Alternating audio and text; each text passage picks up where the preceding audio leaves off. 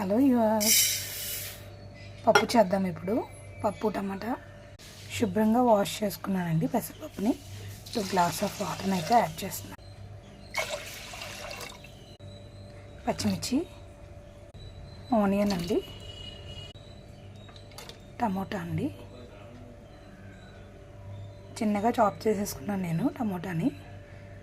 1/2 tea spoon కారం, తగినంత ఉప్పు. చూసారా, ఇప్పుడు లిడ్ని క్లోజ్ చేసాం.